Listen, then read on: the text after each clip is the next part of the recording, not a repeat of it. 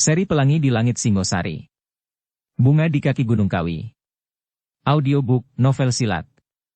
Cerita, Esa Mintarja. Bab 92. Sementara itu aku Tunggul Ametung yang berada di istananya duduk tepekur dihadap oleh permaisurinya. Ken Dedes yang telah mendengar tentang sikap Jajar yang licik itu menjadi kian cemas. Ia cemas akan nasib Mahisa Agni. Mungkin dalam kekesalan dan kemarahannya Kebo Sindet akan dapat berbuat apa saja untuk melepaskan perasaan yang menyesak dadanya. Aku sudah berusaha, berkata aku Tunggul Ametung. Hamba tuanku, sahut Ken Dedes perlahan sekali. Namun sekali dadanya dirayapi oleh kekecewaan yang mendalam. Ia menganggap bahwa aku Tunggul Ametung terlambat berbuat sesuatu sehingga keadaan Mahisa Agni menjadi semakin sulit. Terbayang di dalam angan-angannya penderitaan yang terjadi atas kakaknya itu. Bahkan kini terbayang sesosok mayat yang terbujur di tengah-tengah hutan tanpa seorang pun yang mengurusnya. Mayat itu semakin lama menjadi semakin jelas. Mahisa Agni. Tiba-tiba Ken Dedes itu menjadi terisak-isak. Aku Tunggul Ametung menjadi semakin pepat. Ia baru saja dibakar oleh kemarahan yang hampir menghanguskan jantungnya. Kini ia melihat Ken Dedes itu menangis penuh penyesalan, sehingga tanpa sesadarnya aku Tunggul Ametung itu menggeram. Bukan salahku Ken Dedes, aku sudah berusaha dan aku sendiri telah melakukannya. Tetapi keadaan memang tidak dapat teratasi. Kau jangan menyalahkan aku atau menyesali kegagalan ini. Ken Dedes terkejut mendengar kata-kata aku Tunggul Ametung itu sehingga justru tangisnya terputus. Dipandanginya wajah aku Tunggul Ametung yang tegang dan berkeringat. Aku itu masih dalam pakaian keprajuritan, dan bahkan senjata pusakanya yang ngedap edabi masih tergantung di lambungnya. Tetapi aku yang hatinya sedang gelap itu berkata seterusnya. Kalau Kebo Sindet kemudian berhasil melepaskan dirinya, kalau aku terlambat datang ke rumah Jajar yang gemuk itu, sama sekali bukan maksudku. Bahkan seandainya Kebo Sindet itu kemudian menjadi gila dan membunuh Mahisa Agni itu pun bukan salahku. Hamba tuanku, tiba-tiba tanpa dikehendakinya sendiri Ken Dedes memotong. Hamba tahu bahwa tuanku memang tidak bersalah. Hamba sama sekali tidak menyesali tuanku. Hamba memang sedang menyesali keadaan yang pahit bagi hamba dan Kakang Mahisa Agni. Tetapi kau menyesal bahwa semuanya itu terjadi justru di hadapanku. Justru dengan sengaja kau tunjukkan kepadaku, seolah-olah kau sedang mengalami bencana karena kesalahanku. Mungkin kau menganggap bahwa aku tidak bersungguh-sungguh atau karena aku tidak segera berbuat sesuatu. Tidak tuanku. Sama sekali tidak. Hamba memang sedang menelan kepahitan yang tiada taranya, seperti apa yang selalu terjadi pada diri hamba. Kau mengutuki nasibmu sendiri. Kau anggap bahwa aku seolah-olah tidak pernah berusaha membuatmu bahagia? Bukan maksud hamba. Sudah hamba katakan bahwa tidak ada orang lain yang bersalah. Keadaan yang datang berurutan telah menjadikan apa yang telah terjadi tanpa kesengajaan seorang pun. Kau hanya mengatakannya, tetapi hatimu tidak menerimanya sebagai suatu keadaan yang harus kita lampaui bersama. Aku telah menyerahkan diriku kepada nasib tuanku. Aku tahu bahwa tuanku telah berusaha sebagai seharusnya dilakukan oleh manusia. Tetapi kekuasaan yang Maha Agunglah yang menentukan akhir dari setiap persoalan. Bohong, bantah aku Tunggul Ametung, kau tidak ikhlas menerima peristiwa itu suatu keharusan. Kau tidak ikhlas menerima putusan terakhir dari Yang Maha Agung. Ternyata kau menangis. Ternyata kau menyesali keadaanmu. Kalau kau menerima persoalan ini sebagai keharusan yang tidak dapat diingkari lagi, sebagaimana manusia tidak dapat mengingkari keharusan yang datang dari Yang Maha Agung, maka kau tidak akan menangis. Kau akan berkata dengan wajah tengadah, demikianlah kehendak Yang Maha Agung. Mata Ken Dedes masih berkaca-kaca. Tetapi ia sudah terisak lagi. Kini ia benar-benar menengadahkan wajahnya. Dan dengan lantang ia berkata, Tuanku, kita adalah manusia yang lemah. Manusia yang jauh dari sifat-sifat sempurna. Hamba pun dapat mengatakan seperti yang tuanku katakan. Hamba pun dapat menyebut apa yang sebaiknya hamba lakukan. Tetapi apakah hamba mampu? Apakah hamba sebagai manusia yang lemah memiliki kekuatan untuk melakukannya? Wajah aku Tunggul Ametung yang tegang menjadi semakin tegang. Bahkan dari sepasang matanya seolah-olah memancarkan pergolakan di dalam dadanya. Dan ia masih mendengar Ken Dedes berkata seterusnya.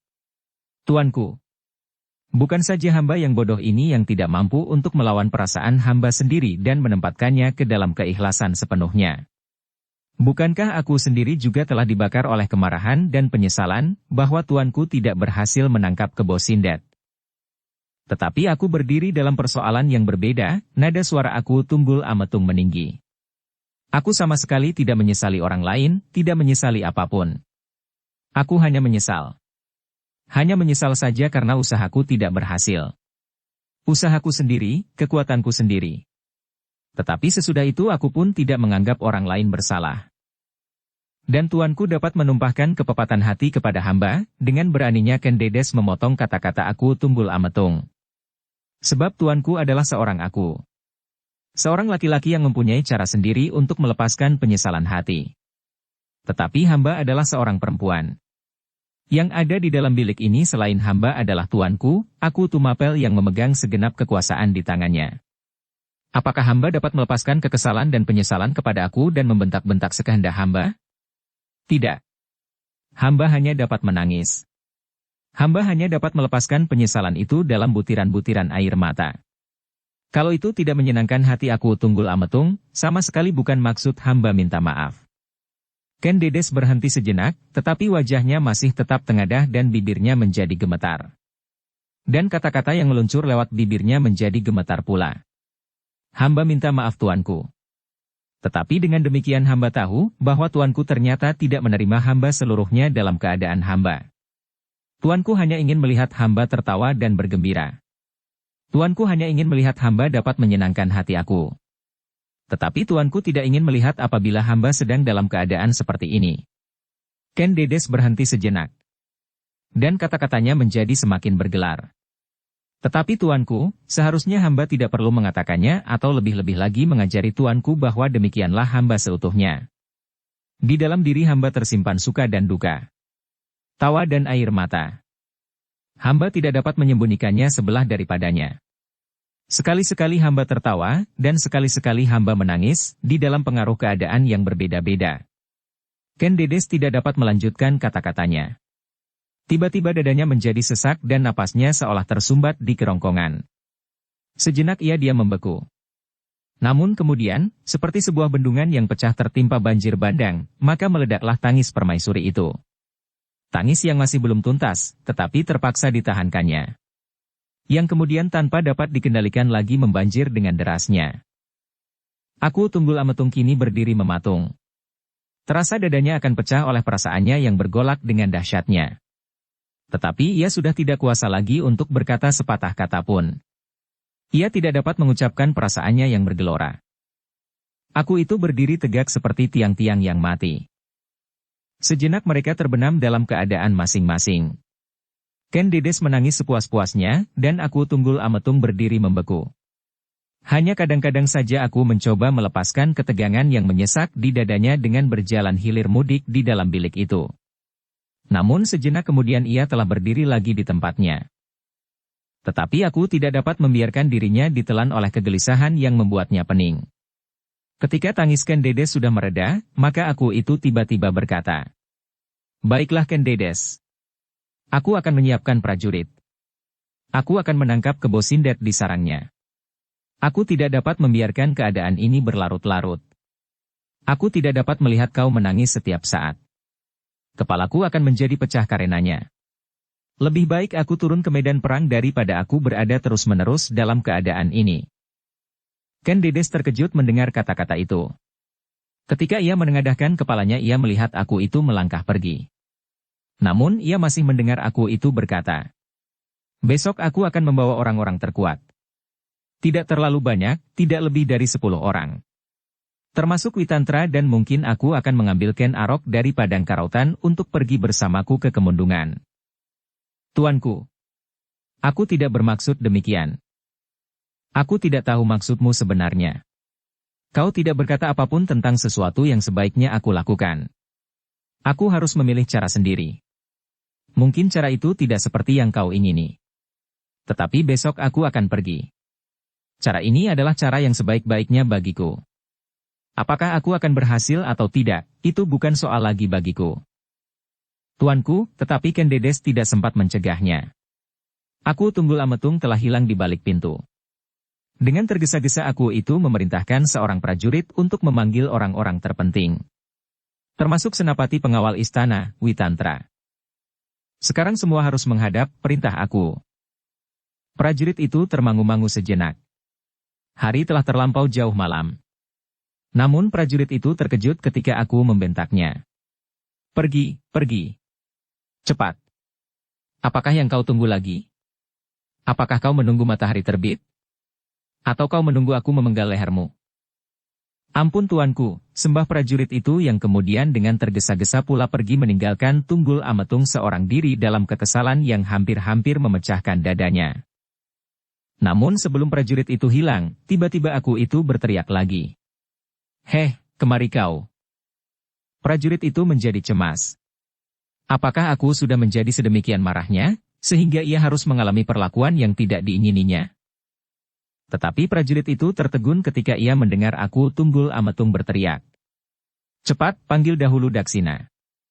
Ia harus datang kemari dengan Kakawin Baratayuda. Oh, prajurit itu menarik nafas dalam-dalam. Tetapi justru ia tidak segera pergi.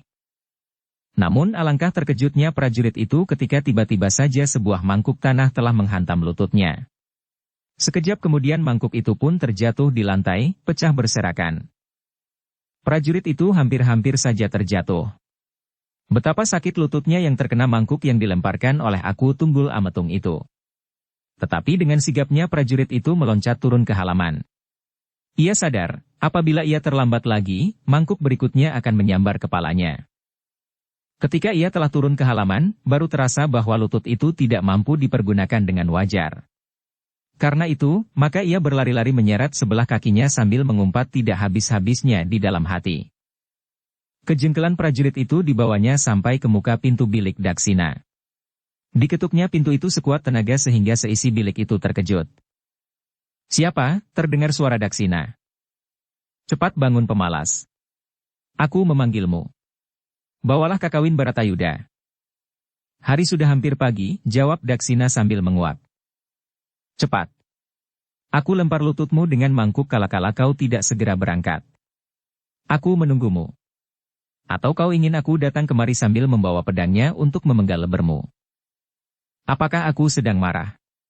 Kebosindet itu tiba-tiba. Mungkin. Tetapi cepat. Cepat, prajurit yang marah itu berteriak. Tetapi ia mendengar Daksina tertawa di dalam biliknya. Baik, baik. Katanya. Kau mentertawakan aku, geram prajurit itu.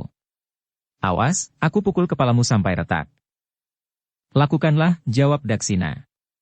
Tetapi dengan demikian aku tidak dapat menghadap aku malam ini. Dan kaulah yang menyebabkan. Oh anak gila. Ayo cepat keluar. Sejenak kemudian Daksina membuka pintu biliknya sambil menjinjing sebuah kitab frontal yang tebal dilapisi dengan sehelai kulit.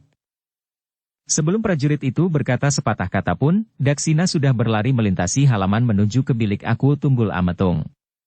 Untunglah kitab frontal ini aku simpan di rumahku, berkata anak itu di dalam hatinya. Sehingga aku tidak perlu mencari di bilik penyimpanan. Prajurit itu masih berdiri dengan mulut ternganga. Ia terkejut ketika ia mendengar derak pintu itu ditutup dari dalam. Namun segera ia meloncat dan menyeret sebelah kakinya ke gardunya. Aku harus menghubungi beberapa orang senapati terpenting malam ini juga. Beberapa orang perwira dan pemimpin prajurit pilihan menjadi terkejut ketika rumah-rumah mereka diketuk oleh beberapa orang prajurit. Sebagian dari mereka masih belum tidur kembali setelah mereka terbangun karena beberapa orang menjadi ribut oleh api yang menyala di kejauhan, yang ternyata telah membakar rumah jajar yang gemuk. Tetapi para perwira dan pemimpin prajurit pilihan itu menyangka bahwa yang terjadi hanyalah sekedar kecelakaan. Mereka menyangka bahwa seseorang kurang berhati-hati atas api pelita yang mereka pasang, sehingga menyentuh dinding dan membakar rumah mereka. Namun naluri mereka sebagai seorang prajurit segera dapat menghubungkan kebakaran yang baru saja terjadi, dengan ketukan yang tergesa-gesa di pintu-pintu mereka. Siapa di luar? Bertanya seorang perwira yang pintu rumahnya diketuk oleh seorang prajurit.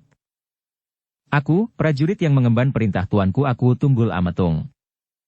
Dada perwira itu menjadi berdebar-debar. Yang pertama-tama dilakukan adalah menyisipkan kerisnya di lambung. Perlahan-lahan ia berjalan keluar biliknya dan berkata kepada istrinya. Tidak ada apa-apa, tenanglah. Di luar ada 2 orang peronda. Tetapi istri perwira itu menjadi cemas dan berbisik. Hati-hatilah Kakang. Perwira itu tersenyum. Namun tangannya telah mendorong hulu kerisnya ke dadanya. Ketika dengan hati-hati ia membuka pintu, maka ia melihat 2 bayangan berdiri di pendapa rumahnya, dan 2 orang lagi di halaman. Aku Ki Lurah, prajurit yang berdiri di pendapa berdesis. Oh, perwira itu menarik nafas. Ada apa? Ki Lurah dipanggil oleh tuanku Aku Tunggul Ametung. Kapan? Jakannya. Sekarang. Sekarang. Prajurit itu mengangguk, sambil menjawab. Ya.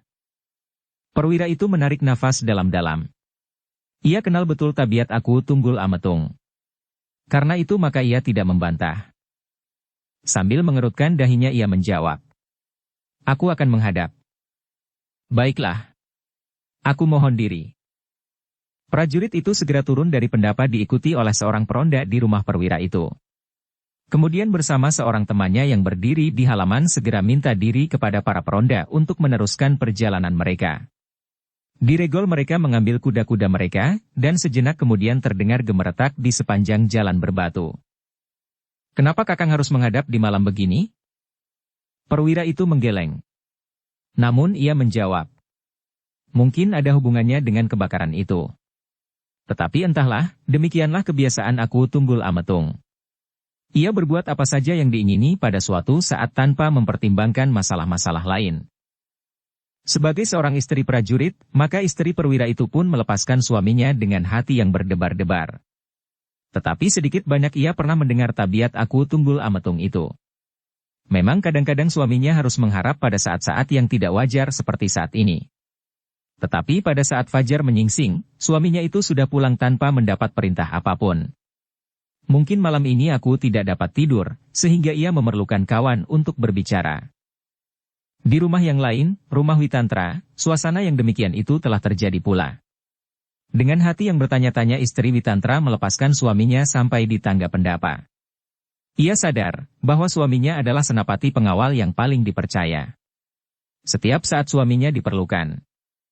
Ketika Witantra telah hilang di balik regol rumahnya, di atas punggung kuda yang berlari kencang, maka terdengar suara lembut di belakang istri perwira itu, suara adik perempuannya.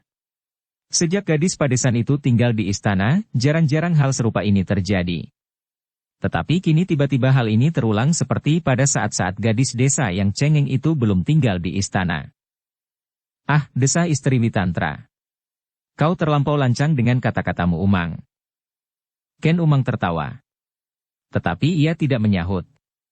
Dengan langkahnya yang cekatan ia berjalan meninggalkan kakak perempuannya. Ketika ia hampir sampai di muka pintu, terdengar suara tertawanya berkepanjangan. Heh, Ken Umang. Apakah kau sudah kepanjingan setan? Suara tertawamu terlampau menakutkan. Ken Umang berhenti. Ketika ia berpaling dilihatnya kakaknya berdiri membeku di tempatnya. Apakah suaraku telah berubah? Bertanya Ken Umang itu masih di antara derai tertawanya. Istri Witantra tidak segera menjawab. Dalam remang-remang cahaya pelita yang redup di kegelapan malam ia hanya melihat sosok tubuh adiknya. Seorang gadis yang baru saja meningkat dewasa. Seorang gadis yang bertubuh ramping, lincah dan cantik. Tetapi dalam kegelapan malam yang tampak hanyalah sebuah bayangan hitam. Wajah gadis itu pun seolah-olah menjadi hitam pekat. Hitam. Terasa bulu-bulu tengkuk Nyai Witantra meremang. Tetapi dipaksanya perasaannya untuk tunduk kepada nalarnya. Gadis itu adalah adiknya. Perlahan-lahan ia melangkah maju. Dipaksanya dirinya untuk mendekat. Tetapi sebelum Nyai Witantra itu dekat benar dengan adiknya, maka Ken Umang telah memutar tubuhnya dan melangkah masuk ke dalam rumah. Ketika sinar pelita yang cukup terang jatuh di wajah gadis itu, maka Nyai Witantra menarik nafas dalam-dalam. Wajah itu sama sekali tidak berubah. Sementara itu di istana Tumapel, Aku Tunggul Ametung dengan gelisahnya menunggu para senapati yang dipanggilnya.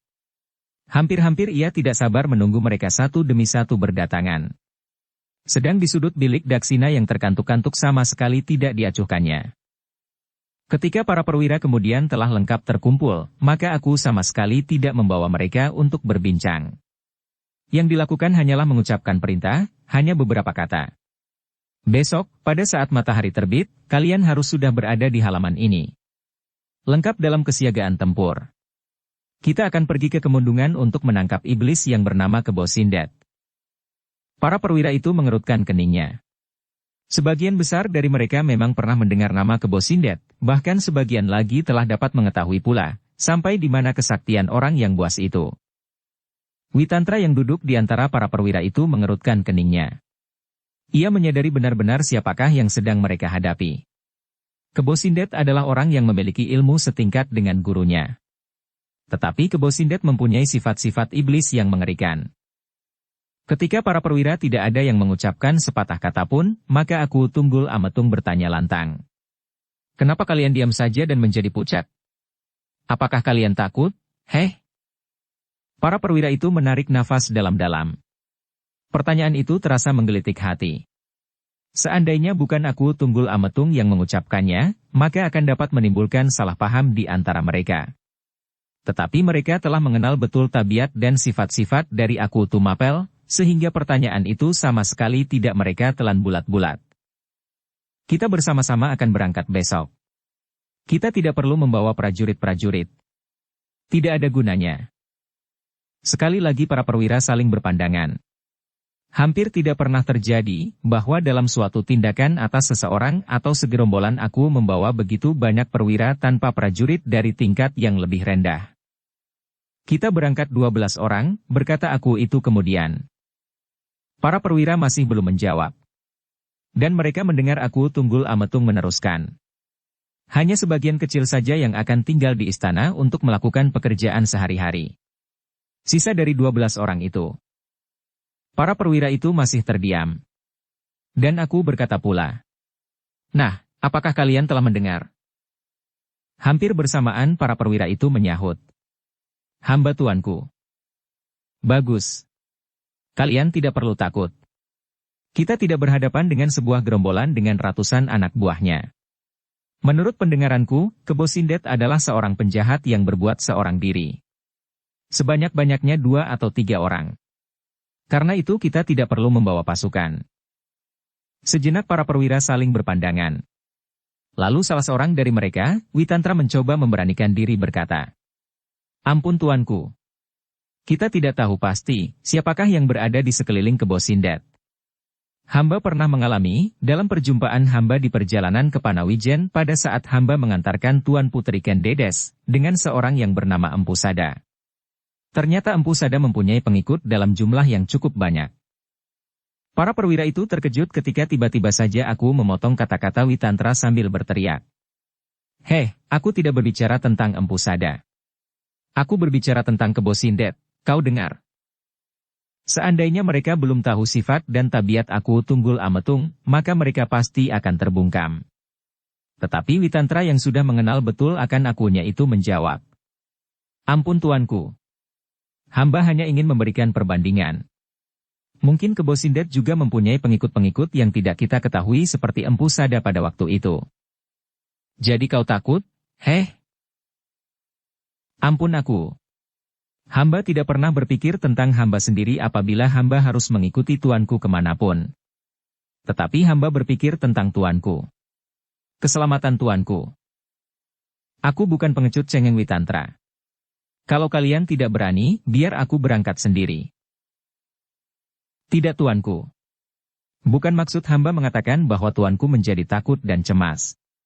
Tetapi justru tuanku memiliki keberanian yang tidak kami mengerti. Dengan demikian menurut nalar kami, maka tuanku agaknya terlampau berani. Kami hanya memikirkan bahaya yang dapat mengancam tuanku, meskipun tuanku sendiri sama sekali tidak takut menghadapi apapun. Jadi menurut pertimbangan, aku harus mengerahkan seluruh pasukan Tumapel. Prajurit dari segala kesatuan. Ampun tuanku, bukan begitu. Tetapi hamba ingin keselamatan tuanku benar-benar terjamin. Hamba berbicara sebagai senapati pasukan pengawal tuanku. Setan kau Witantra. Kau memang seorang pengecut. Bawalah besok pasukan sesukamu menurut pertimbanganmu. Tetapi aku akan memilih 12 orang di antara kalian. Yang lain harus tinggal di istana. Tanggung jawab ada pada kalian. Kalian akan menunggu perintah dari permaisuriku. Mengerti? Hampir bersama para perwira itu mengangguk dan menjawab. Hamba tuanku. Sekarang pergilah, berkata Aku Tunggul Ametung. Lalu disebutkan 12 nama di antara para perwira yang akan dibawanya besok ke Kemundungan. Sedang yang lain harus tinggal di Tumapel untuk mengawasi keadaan pemerintahan sehari-hari di samping para pemimpin pemerintahan. Tetapi sebelum para perwira itu beranjak dari tempatnya, Aku itu berkata, kita akan singgah di Padang Karautan. Ken Arok dan Kebo Ijo akan aku bawa pula. Para perwira itu mengangguk-angguk. Tetapi mereka tidak menjawab. Yang kemudian mereka dengar adalah Aku itu berteriak. Sekarang pergi. Pergi. Kalian boleh pergi. Dengan tergesa-gesa para perwira itu pulang ke rumahnya masing-masing. Apalagi mereka yang harus mengikuti perjalanan Aku Tunggul Ametung besok. Mereka harus segera berkemas dan menyiapkan perlengkapan perang mereka. Sisa malam itu sama sekali sudah tidak dapat mereka pergunakan lagi untuk melanjutkan mimpi mereka. Istri-istri mereka pun ikut pula menjadi sibuk. Mereka menyiapkan perlengkapan suaminya dan menyiapkan makan pagi. Sebagian dari mereka menjadi berdebar-debar, karena suami-suami mereka mengatakan, siapa yang akan dihadapinya sekarang. Meskipun istri-istri prajurit itu telah terbiasa ditinggal oleh suaminya untuk melakukan tugas yang berbahaya, untuk pergi berperang, namun sebenarnya di hati mereka pun masih juga selalu diliputi oleh kecemasan. Setiap suaminya mempersiapkan diri mereka dengan alat-alat perangnya, pedang di lambung atau keris di punggung, maka jantung mereka pun menjadi semakin cepat berdetak. Meskipun mereka sadar bahwa suami-suami mereka adalah seorang prajurit, tetapi sebenarnya mereka lebih senang apabila suami mereka tidak pergi berperang. Mereka lebih senang apabila suami-suami mereka ada di antara keluarganya. Menimang bayinya dan bermain-main dengan anak-anaknya yang lebih besar. Tetapi kali ini suami-suami mereka itu harus pergi meninggalkan keluarga masing-masing. Mereka kali ini akan menemui seorang yang namanya cukup mendebarkan jantung, Kebo Sindet. Berbeda dengan para perwira itu, Witantra tidak hanya sekedar mengurusi dirinya sendiri. Ia masih harus menyiapkan sepasukan pengawal pilihan. Tidak terlampau banyak, hanya 10 orang. Tetapi yang 10 orang itu adalah pengawal-pengawal utama Istana Tumapel. Pengawal-pengawal yang paling dipercaya oleh Witantra untuk menjaga keselamatan Aku Tunggul Ametung, meskipun yang 10 orang itu bagi Tunggul Ametung masih belum lebih berarti dari senjatanya yang dahsyat itu. Tetapi Witantra telah berbuat sesuai dengan tugasnya. Ia tidak mau lengah karena dorongan perasaan. Ia tidak tahu benar, berapa jumlah orang-orang yang berada di bawah pengaruh Kebo Sindet, meskipun ia memang pernah mendengar bahwa semula Kebo Sindet hanya bergerak berdua saja dengan adiknya Wong Sarimpat. Tetapi berita terakhir yang sampai padanya adalah, Wong Sarimpat telah mati, dan kini Kebo Sindet berkawan dengan kuda sempana. Pada saat yang dikehendaki oleh Aku Tunggul Ametung, maka para perwira sudah berkumpul di halaman istana. Mereka telah siap dalam kesiagaan tertinggi. Senjata-senjata mereka bergantungan di lambung, dan pusaka-pusaka sifat kandel mereka masing-masing tidak pula ketinggalan. Di sudut halaman itu telah bersiap pula 10 orang prajurit pilihan, pengawal istana. Mereka adalah orang-orang yang paling setia akan tugasnya, yang tidak pernah menilai hidup mereka sendiri. Mereka adalah orang-orang yang mengabdikan dirinya kepada tugasnya, sampai pengorbanan yang terakhir. Di samping mereka, maka mereka akan mendapat tambahan kawan lagi di Padang Karautan. Ken Arok dan Kebo Ijo. Dengan demikian maka pasukan kecil itu merupakan sekelompok orang-orang yang pilih tanding, sehingga Aku Tunggul Ametung yang melihat kesiapan orang-orangnya berkata di dalam hati. Jangankan seorang Kebo Sindet, 10 Kebo Sindet akan disapu oleh pasukan kecilku ini. Ketika pasukan itu kemudian berangkat, Permaisuri Tumapel berdiri di atas tangga paseban depan. Dipandanginya debu yang melontar dari belakang kaki-kaki kuda yang berlari kencang, menyusup keluar regol dan hilang di balik dinding dalam istana. Ken Dedes menarik nafas dalam-dalam. Ia pun sebenarnya menjadi berdebar-debar seperti setiap istri prajurit yang ikut di dalam rombongan kecil itu, sebenarnya Ken Dedes pun dirayapi oleh kecemasan tentang keselamatan suaminya. Meskipun setiap kali ia mencoba menghibur diri, bahwa kekuatan pasukan suaminya itu jauh berlipat ganda dari kekuatan lawannya, namun ia tidak dapat menyembunyikan kegelisahannya. Tetapi selain kegelisahan yang bergetar di dalam dadanya, Ken Dedes merasakan sesuatu yang aneh pula di dalam hatinya. Ia tidak merasakan kesungguhan pada sikap Aku Tunggul Ametung. Apa yang dilakukan ini adalah semata-mata didorong oleh kemarahannya. Bukan karena keinginannya yang tulus untuk melepaskan Mahisa Agni. Betapapun Ken Dedes mencoba menghilangkan perasaan itu, namun semakin lama justru semakin mencengkam hatinya. Bahkan kekecewaannya terhadap Aku Tunggul Ametung, serasa semakin lama semakin tebal membalut jantungnya. Bagi Ken Dedes, Aku Tunggul Ametung adalah seorang yang meledak-ledak. Seorang yang memandang setiap persoalan dari seginya sendiri. Bahkan akhirnya Ken Dedes sampai pada kekecewaan dan keraguan-raguan yang terbesar di dalam dunia perkawinannya. Sebuah pertanyaan tumbuh di hatinya. Apakah yang sebenarnya telah dilakukan oleh Aku Tunggul Ametung pada saat aku belum menjadi permaisurinya? Apakah usahanya untuk membebaskan aku dari tangan kuda sempana itu benar tumbuh karena penyesalan, atau karena nafsu dan pamrih pribadinya, untuk merebut aku dari tangan kuda sempana itu? Ken Dedes terkejut dan seolah-olah tersadar dari sebuah mimpi yang menggelisahkan ketika ia mendengar seorang perwira yang berdiri di halaman, di bawah tangga, berkata, "Ampun Tuan Putri, apakah perintah Tuan Putri atas kami yang mendapat tugas menjaga istana dan kota Tumapel ini?" Oh, Ken Dedes menarik nafas dalam-dalam. Dipandanginya satu-satu perwira yang berdiri berjajar di halaman, di samping beberapa orang-orang tua yang menjadi pembantu-pembantu aku di dalam pemerintahan. Sesaat kemudian Ken Dedes berkata, "Lakukanlah pekerjaanmu sehari-hari. Tidak ada perintah khusus daripadaku saat ini. Hamba Tuan Putri." Ken Dedes kemudian. Ken Dedes itu pun kemudian melangkahkan kakinya masuk ke dalam ruang dalam istana diiringi oleh para emban. Namun kemudian ia langsung masuk ke dalam biliknya. Ketika ia melihat emban pemomongnya ikut masuk pula ke dalam bilik itu, hampir-hampir ia tidak kuasa lagi menahan air matanya. Tetapi ditambahkannya hatinya, dan dibiarkannya emban pemomongnya itu melepas dan mengganti pakaiannya dengan pakaian sehari-hari. Emban tua itu dengan sepenuh hati telah melayani Ken Dedes seperti ia melayaninya di masa kanak-kanaknya. Ditolongnya permaisuri itu membenahi pakaiannya dan mengenakan pakaian sehari-harinya. Kemudian mengurai sanggulnya dan menyanggulnya kembali seperti kebiasaannya menyanggul rambutnya tinggi-tinggi karena udara yang sering terasa terlampau panas. Emban itu telah terlampau biasa melayani Ken Dedes, sebelum dan sesudah menjadi seorang permaisuri. Emban itu telah mengerti betul, apakah yang disukai dan apakah yang tidak. Karena itu, maka hampir tidak pernah ia berbuat kesalahan. Ken Dedes yang kali ini sedang mencoba bertahan untuk tidak menangis itu masih saja berdiam diri. Dan ia terkejut ketika emban tua itu bertanya dekat sekali di belakang telinganya sambil menyanggul rambutnya. "Tuan Putri, apakah tuanku Aku Tunggul Ametung pergi ke Kemundungan?" Ken Dedes berpaling. Ditatapnya wajah pemomongnya.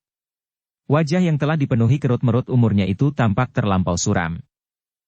"Ya Bibi," jawab Ken Dedes. "Tuanku Aku Tunggul Ametung pergi ke Kemundungan." "Apakah tuanku aku ingin merebut Mahisa Agni dengan kekerasan?" Ken Dedes diam sejenak. Tenggorokannya terasa menjadi semakin sesak. Jawabnya, "Yang penting bagi tuanku aku adalah menyingkirkan Kebo Sindet, yang dianggapnya selalu membuat kisruh di Tumapel. Tetapi bukankah aku juga berusaha membebaskan Angger Mahisa Agni? Aku tidak yakin bahwa itu adalah tujuannya Bibi. Seandainya ia dapat membinasakan Kebo Sindet, meskipun Kakang Mahisa Agni tidak dapat dibebaskannya, ia telah menjadi puas. Sebaliknya, seandainya ia mendapat kesempatan membebaskan Kakang Mahisa Agni, tetapi tidak berhasil melenyapkan Kebo Sindet, maka ia pasti masih merasa gagal." Emban tua itu mengangguk-anggukan kepalanya. Perlahan-lahan ia berdesis. "Begitukah Tuan Putri?" "Ya." Tetapi tanpa disangka-sangka oleh Ken Dedes, emban itu berkata, "Tuan Putri, tuanku Aku Tunggul Ametung adalah seorang aku." Ia memandang semua persoalan pasti dalam sangkutannya dengan kedudukannya. Kali ini pun ia berusaha untuk melakukan tugasnya sebagai seorang aku dan sebagai seorang suami. Tetapi ia adalah seorang aku sebelum menjadi seorang suami. Tanggung jawabnya cukup besar dan berat. Karena itu tuanku, hamba mengharap Tuan Putri dapat mengerti. Ken Dedes menatap mata emban tua itu sejenak. Ia melihat mata itu basah. Tetapi ia tidak berkata sepatah kata pun lagi. Nalarnya dapat mengerti kata-kata emban tua itu, tetapi perasaannya masih dicengkam oleh kekecewaan dan kecemasan. Ketika Ken Dedes selesai berkemas, maka emban tua itu pun segera mohon diri untuk pergi ke belakang sebentar. Untuk melayani permaisuri apabila ia memerlukan sesuatu, beberapa orang emban masih saja duduk di muka bilik. Tetapi, kemudian tidak seorang pun yang mengetahuinya, bahwa emban tua itu segera masuk ke dalam biliknya sendiri di belakang istana itu. Hampir ia tidak dapat menahan dirinya lagi. Dijatuhkannya tubuhnya yang tua itu di atas amben pembaringannya. Dan tangisnya sudah tidak dapat ditahannya. Ia tidak pernah akan dapat ingkar dari perasaan sendiri, bahwa Mahisa Agni adalah satu-satu anak laki-laki. Bahkan satu-satunya anak yang akan dapat menyambung keturunannya. Apabila bencana menimpa anak itu, justru karena ia dianggap saudara oleh Ken Dedes yang kini menjadi permaisuri, alangkah malang nasibnya. Sementara itu, Aku Tunggul Ametung berpacu dengan kencangnya ke padang karautan. Ia akan singgah di sana, untuk membawa Ken Arok dan Kebo Ijo serta. Di sana ia akan dapat melihat pula apakah yang sudah dikerjakan oleh Ken Arok. Apakah taman yang dipesankannya sudah dikerjakan dengan baik. Taman yang akan dihadiahkannya kepada permaisurinya. Jauh dari padang karautan, Kebo Sindet dan kuda sempana telah sampai di pinggir rawa-rawa yang menyekat tempat yang dipergunakannya untuk menyembunyikan Mahisa Agni dan dunia di seputarnya. Sejenak mereka berhenti di tepi rawa-rawa itu. Kebo Sindet dengan matanya yang tajam memandangi daerah di sekelilingnya. Tetapi tidak ada sesuatu yang mencurigakannya. Ia sama sekali tidak melihat perubahan-perubahan apapun dan tanda-tanda yang lain yang dapat membahayakan dirinya. Karena itu, maka perlahan-lahan didorongnya kudanya untuk turun ke dalam rawa-rawa. Kebo Sindet mengenal betul daerah yang dilewatinya itu. Kecuali jalan yang harus dilalui, ia mengenal pula watak dan sifat-sifat dari rawa-rawa itu. Ia mengenal waktu-waktu yang paling baik untuk menyeberang. Dan ia mengenal saat-saat di mana ia harus menunggu apabila bahaya berada di perjalanan. Binatang-binatang air yang berbisa adalah lawan-lawan yang paling sulit untuk dilayaninya. Tetapi pengenalannya atas daerah itu benar-benar hampir sempurna. Perlahan-lahan kudanya melangkah maju diikuti oleh kuda sempana. Selangkah demi selangkah. Dan setiap langkah mereka maju, maka setiap kali dada kuda sempana jadi semakin berdebar-debar. Selama ini ia hampir acuh tak acuh saja atas semua peristiwa yang terjadi atas dirinya dan atas Kebo Sindet. Tetapi kali ini ia telah diganggu oleh kegelisahan yang semakin mencengkam. Ia tahu benar bahwa beberapa saat lagi, ia akan dijadikan ayam aduan. Ia harus berkelahi melawan Mahisa Agni. Mungkin sekali, mungkin dua kali bahkan mungkin beberapa kali. Adalah lebih baik apabila ia harus berkelahi sampai mati. Atau keduanya mati sama sekali. Tetapi tangkapannya atas maksud Kebo Sindet cukup tajam. Ia akan sekedar dijadikan tontonan, sebelum orang itu menjadi jemu dan membunuhnya. Mungkin sebulan, 2 bulan, bahkan mungkin tahunan. Berbagai perasaan telah bergelora di dalam dada kuda sempana. Kadang-kadang ia mencoba untuk acuh tidak acuh saja atas apa yang akan terjadi. Kadang-kadang ia menjadi muak dan gelisah. Tetapi kadang-kadang ia masih menyangka bahwa Kebo Sindet belum melepaskan keinginannya untuk mempergunakan Mahisa Agni memeras permaisuri Tunggul Ametung. Kalau sekali-sekali ia harus berkelahi, maka Kebo Sindet masih menginginkan Mahisa Agni itu hidup terus, betapapun keadaannya. Tiba-tiba kuda sempana mengumpat di dalam hatinya. Iblis ini benar-benar buas dan licik. Ketika mereka telah sampai di tengah-tengah rawa-rawa itu, maka terdengar Kebo Sindet bergumam. Kuda sempana. Sebentar lagi kita akan sampai. Kau harus mempersiapkan dirimu. Aku ingin memberi kau kesempatan sekali-sekali melepaskan sakit hatimu. Tetapi aku masih memikirkan kemungkinan-kemungkinan lain dari Mahisa Agni itu. Apakah ia masih berguna bagiku atau tidak? Kuda sempana tidak menjawab. Dan Kebo Sindet berkata terus. Aku mengharap kau mengerti maksudku. Kebo Sindet itu berpaling ketika ia mendengar kuda sempana berdesis. Aku tidak mengerti. Wajah Kebo Sindet yang beku itu masih saja membeku. Namun ia berkata, aku kira masih ada sisa-sisa kekuatan di dalam diri Mahisa Agni.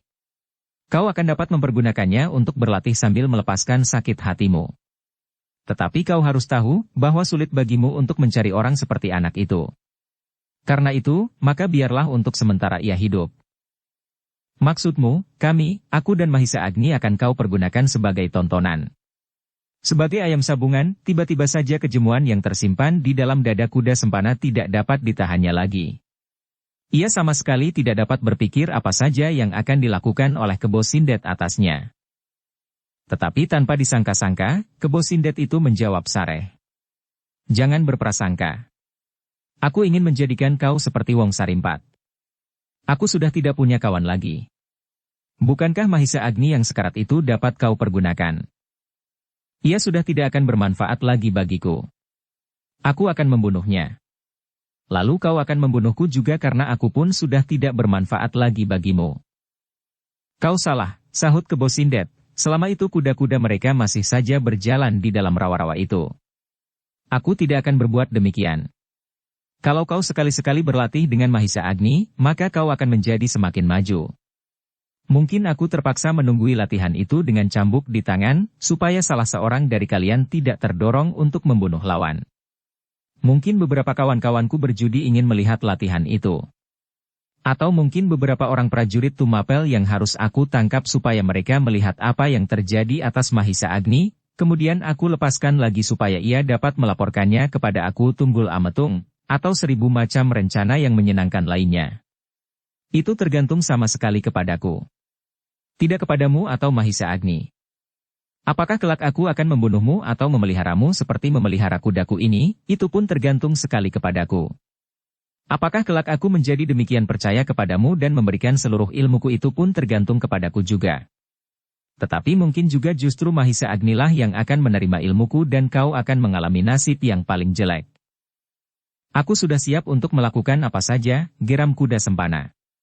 Dadanya sudah terlampau pepat. Dan lebih daripada itu sebenarnya ia telah terlempar ke dalam keputusasaan yang parah. Ia sudah tidak mempunyai harapan untuk lepas dari tangan Kebo Sindet dan menghindari cara-cara yang akan dilakukan atasnya dan atas Mahisa Agni. Dalam keputusasaan itulah maka ia kehilangan segala nalarnya. Tetapi Kebo Sindet masih tetap dalam sikapnya. Ia duduk tenang di atas kudanya yang berjalan selangkah demi selangkah maju. Di depan mereka seonggok tanah menjorok dari permukaan rawa-rawa yang masih berkabut. Remang-remang di antara sulur-sulur yang berjuntai dari pepohonan yang tumbuh di atas tanah berlumpur. Mungkin Mahisa Agni masih tidur, gumam Kebo Sindet. Tetapi kuda sempana sama sekali tidak menyahut. Sejenak kemudian, mereka telah memanjat pinggir rawa-rawa itu dan sesaat kemudian mereka telah berdiri di atas tanah yang lembab basah, tetapi sudah tidak digenangi oleh air yang keruh. Ayo, suruh Mahisa Agni menyediakan makan dan minum kita, berkata Kebo Sindet. Kuda sempana tidak menjawab. Hal itu telah menjadi kebiasaan. Dan kebiasaan itu pun kali ini dilakukannya dengan hati yang kosong. Kebo Sindet menarik nafas dalam-dalam ketika ia melihat kuda sempana mendahuluinya. Tetapi ia pun kemudian mengikuti di belakangnya. Tiba-tiba ia menjadi cemas, apabila kuda sempana tanpa setahunya telah membunuh Mahisa Agni, supaya mereka tidak dapat diadu seperti ayam jantan atau seperti cengkerik yang ganas. Tetapi kuda sempana tidak menjumpai Mahisa Agni di dalam sarang mereka. Itu pun tidak mengherankannya, karena Mahisa Agni sedang berkeliaran di sekitar pulau di tengah-tengah rawa-rawa itu. Mungkin untuk mencari kayu, mungkin untuk mengail. Untuk memanggilnya, kuda sempana dapat membunyikan tanda yang tergantung di mulut sarang mereka. Tetapi, kali ini kuda sempana tidak berminat untuk memanggilnya. Tanpa diketahui sebab-sebabnya, ia ingin mencari saja Mahisa Agni di sekitar sarang mereka, namun langkahnya tertegun ketika ia mendengar Kebo Sindet bertanya. Kenapa tidak kau panggil saja anak setan itu dengan tanda? Kuda sempana tidak segera dapat menjawab. Apakah kau akan mencarinya dan membunuhnya? Tidak, jawab kuda sempana. Aku sama sekali tidak bernafsu untuk melakukannya. Kebo Sindet tidak menyahut, tetapi ia melangkah perlahan-lahan ke muka sarangnya. Ia akan membunyikan tengara sendiri untuk memanggil Mahisa Agni. Kuda sempana berdiri saja mengawasinya. Tampaklah dahinya berkerut-merut, hal yang demikian itu hampir tidak pernah dilakukannya. Biasanya ia berteriak saja menyuruhnya membunyikan tanda itu. Tetapi kali ini, ia melakukannya sendiri. Tetapi sebelum tengara itu berbunyi, mereka berpaling bersama-sama. Mereka mendengar langkah berlari-lari dari balik dedaunan perdu. Dan sejenak kemudian mereka melihat Mahisa Agni muncul dengan nafas terengah-engah. Kebo Sindet berdiri tegak sambil memandangnya dengan tajam, perlahan-lahan Mahisa Agni kemudian berjalan mendekatinya. Sekali-sekali ia berpaling ke arah kuda sempana dengan penuh kebimbangan. Tetapi tiba-tiba tubuh anak muda itu terlempar ketika kaki Kebo Sindet menyentuh pahanya. Mahisa Agni jatuh berguling beberapa kali sambil menyeringai. Ia berkata, "Ampun Tuan." "Setan," geram Kebo Sindet. "Dari mana kau sepagi ini?" "Aku sedang bersiap untuk mengail Tuan." "Bohong, kau pasti masih tidur pemalas." "Tidak Tuan. Aku sudah bangun sebelum fajar, aku sedang mengail." "Cepat, sediakan minum dan makan kami, jangan menunggu aku marah." "Ya Tuan." Mahisa Agni pun segera berlari-lari meninggalkan Kebo Sindet untuk menyiapkan makan dan minum mereka. Dengan tergesa-gesa dipungutnya seonggok kayu dan dimasukkannya ke dalam mulut perapian. Sementara itu, Kebo Sindet masih berdiri tegak di tempatnya. Ketika ia melihat Mahisa Agni, maka bergeloralah isi dadanya. Ia menjadi sangat muak dan jemu. Hampir-hampir ia kehilangan pertimbangan dan memukulnya sampai pingsan. Tetapi ketika dilihatnya kuda sempana, maka teringatlah ia akan permainan yang dapat diselenggarakannya. Mudah-mudahan menyenangkan. Menilik keadaan Mahisa Agni sekarang, maka ia tidak akan dapat mengalahkan kuda sempana dengan segera dan sebaliknya, mereka akan dapat menjadi cengkerik aduan yang baik.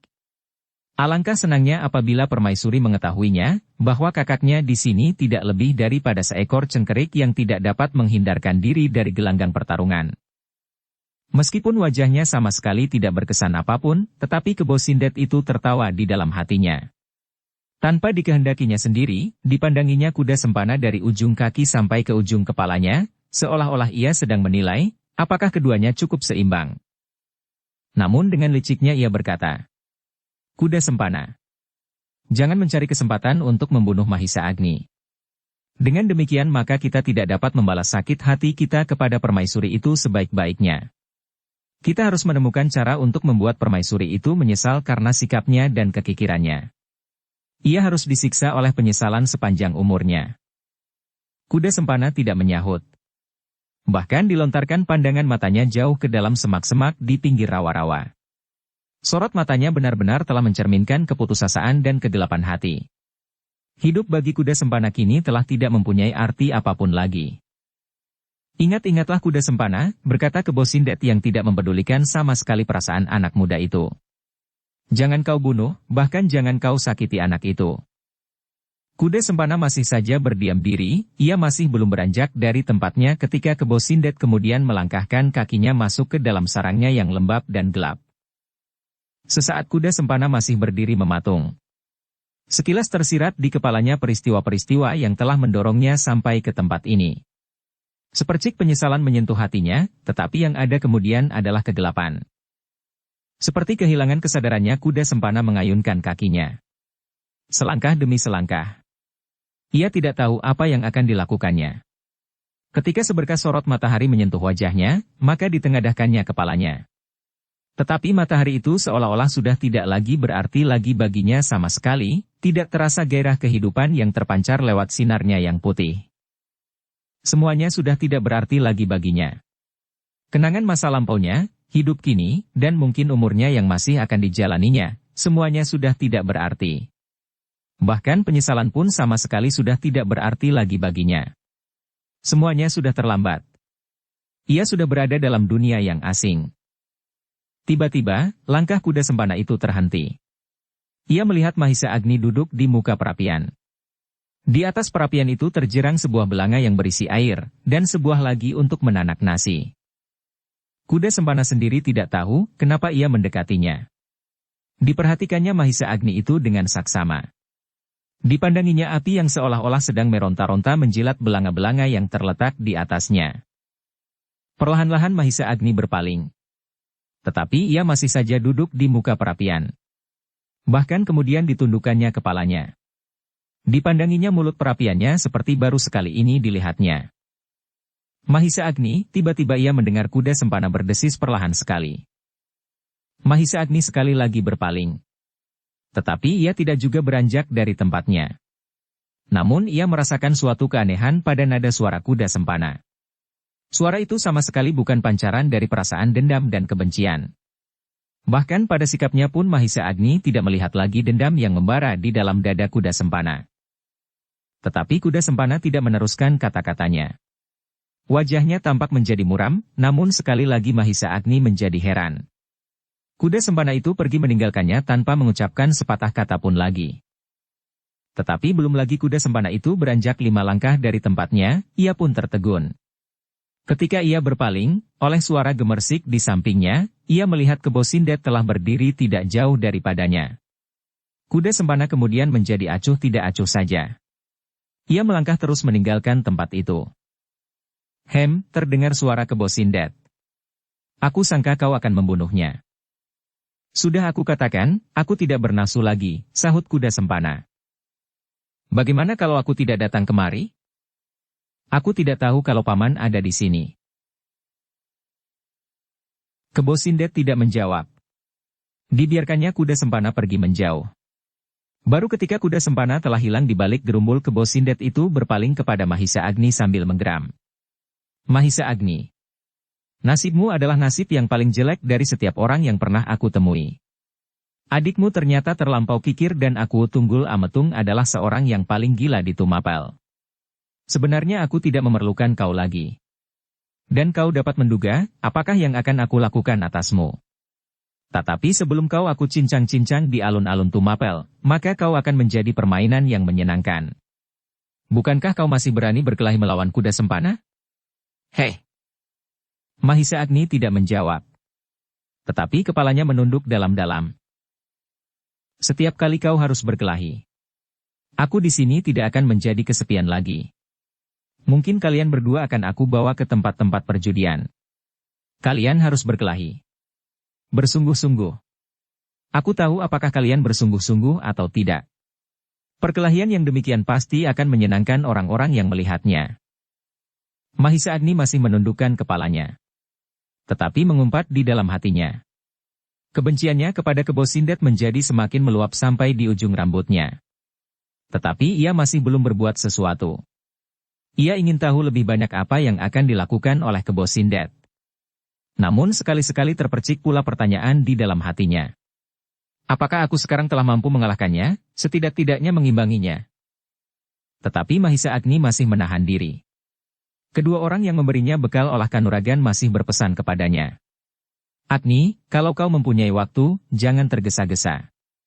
Kau harus meyakinkan dirimu sendiri. Kecuali apabila kau telah disudutkan ke dalam suatu keadaan, bahwa kau harus melakukan perlawanan untuk keselamatanmu. Dan kadang-kadang Mahisa Agni hampir tidak bersabar lagi menunggu Kebo Sindet memaksanya untuk membela dirinya. Apalagi kini ia mendengar bahwa ia akan dijadikan semacam binatang aduan.